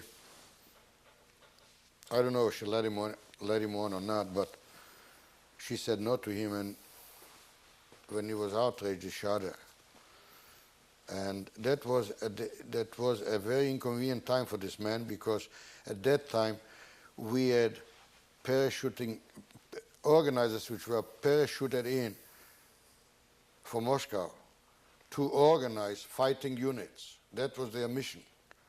And to bring in, quote, law and order, unquote, into the movement.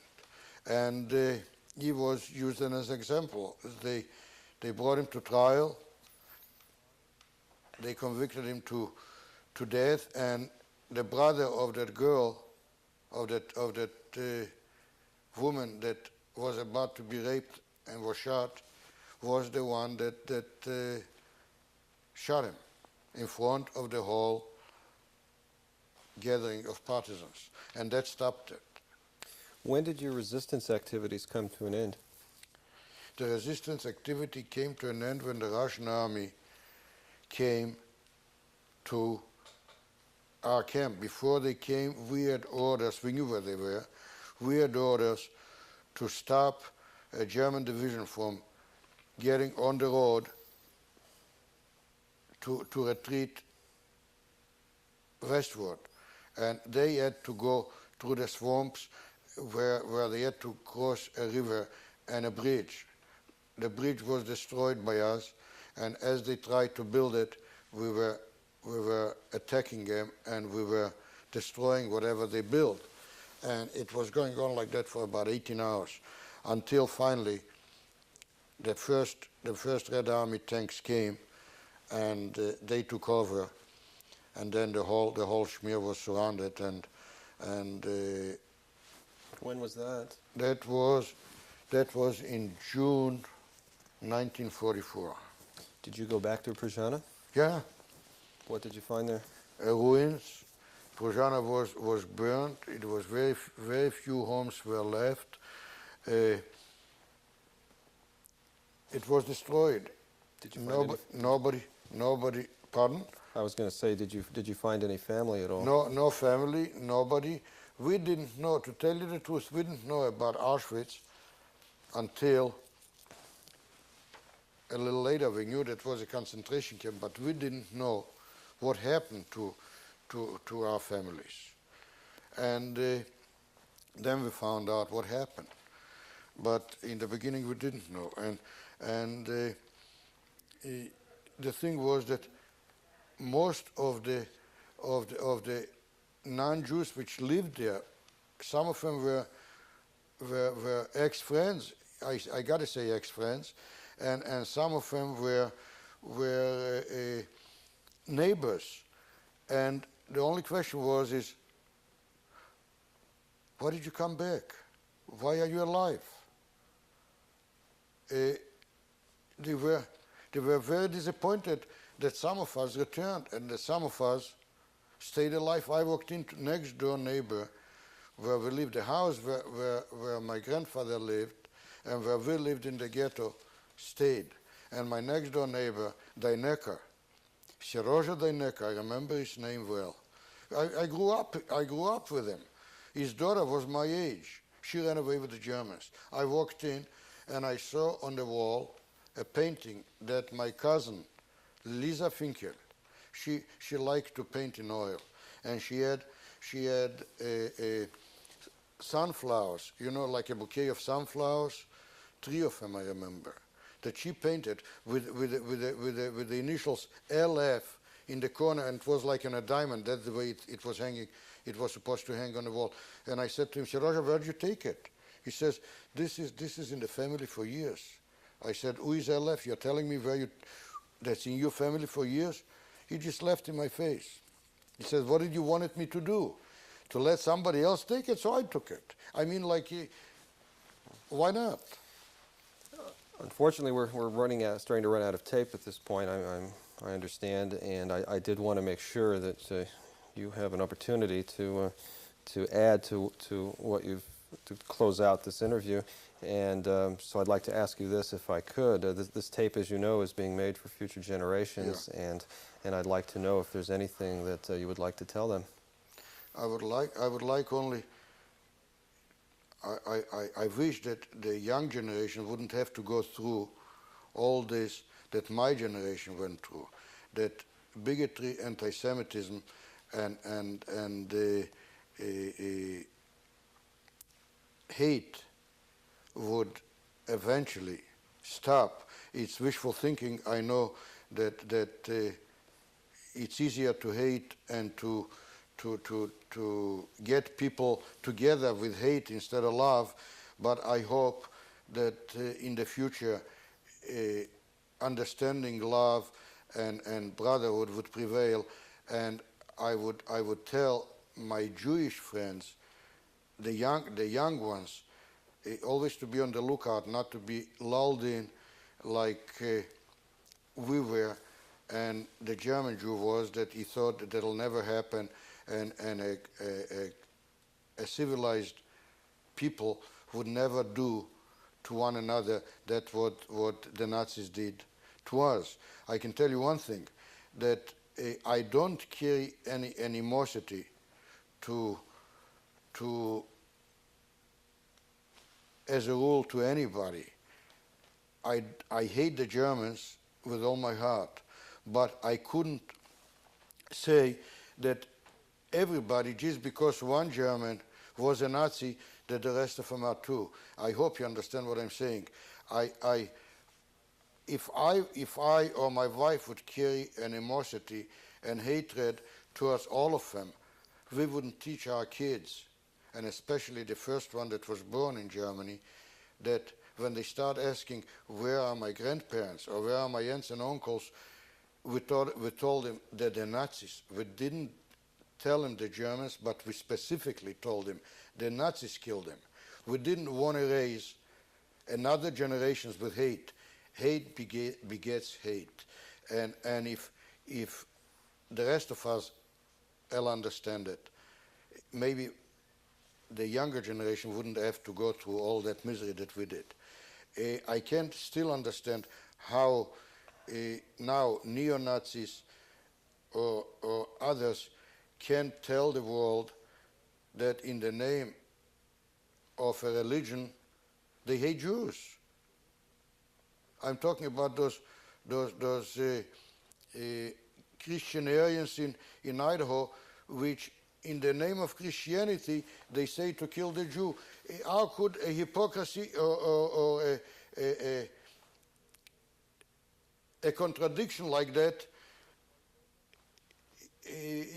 sustain? I just can't understand it, how intelligent people could fall for something like this. That's all I can tell you. Thank you very much. If you want to know more, we can do it sometimes behind a cup of coffee. I'd be happy to, and I also would like to thank you very much for giving this interview and for taking the time to If I'll tell you that this. it was my pleasure, I'd be lying. It was my obligation to say a few words, to let others know that Jews weren't sitting on their hands. Some of us fought dearly and spilled our blood and laid our life while we were destroying the Nazi beast. Thank you, Mr. Kaye. Thank you.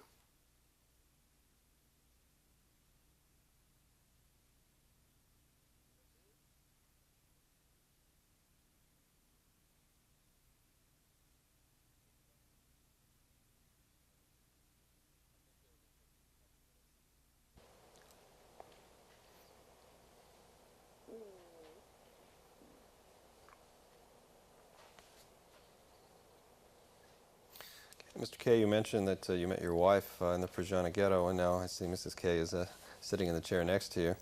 Mrs. Kaye, good evening. Hi. Hi.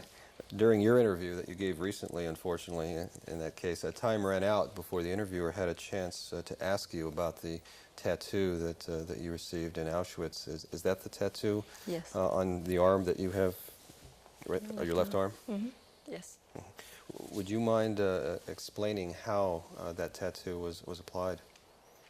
When they brought us into Auschwitz, the first thing they have done was taken off our clothes completely, and we had to go through a shower, and then after they shaved our heads, we were let in groups into a room where 4 or 5 girls were sitting by a table, and we had to go, each one of us had to go to the table and forcibly took our arm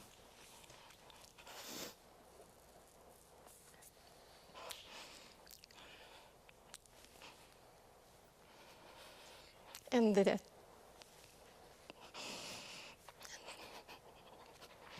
And they tattooed each number. It was painful, of course, but we couldn't express our fear, or otherwise it was slapped over the face. And this is how it happened. Mr. Kaye, I thank you, Mrs. Kaye. Mr. Kaye, although I indicated at the end of the tape with you that concluded the interview, and there is a little bit of time left now to ask you a few questions about another subject I wanted to cover, if that's all right with you.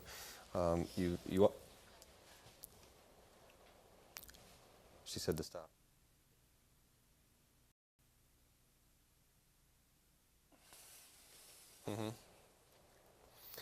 Mr. Kaye, after you left Prasanna, what did you do after that? I came to Stettin, and I had to do something. I had to earn a living too, and it was some pay involved, and it was a good deed to do too. I met a friend of mine by the name of Segel. I don't remember his first name at the moment, and he suggested that I help him in taking people over the border. He told me that in the first they used to do it by barge, but now they couldn't do it anymore by barge, and they started on trucks, and we were loading between 40 and sometimes more, 40, 60 people on a truck, and take him over the border through the Russian zone in Germany into Berlin, and we would drop him off in most cases in the American sector or in the French sector, and then come back, and we used to do it about twice, sometimes 3 times a month, until the border got a little tougher to go through, and then we had to stop. But it lasted till about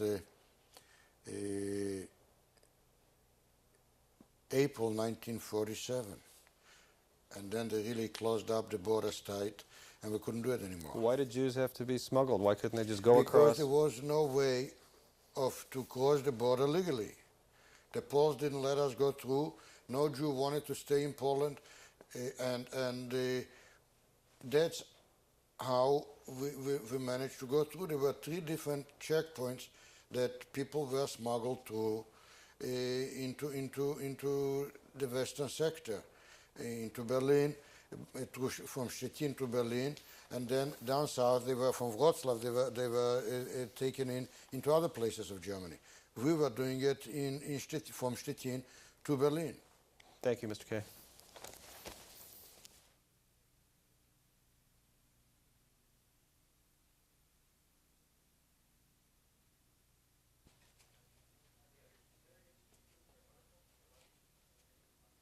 Okay.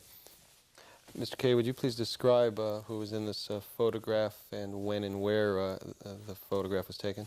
This is my sister, and she's in a familiar surrounding, not too far away from our home. She's standing on a lake, on a frozen lake, and she was going to go ice skating. And the 2 bars behind it are in 2. One belongs to the property where the lake is, and the other one is next door neighbor. The lake was on the property of a policeman. When was the picture taken? The picture was taken around circa 1930, 35, maybe 36. Okay.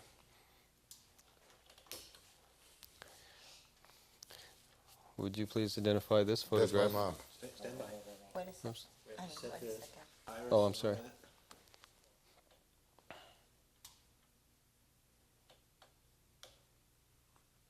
I'll just let you talk. I won't even No. ask. Well, Is this a not real really. light? It's just a real faded one.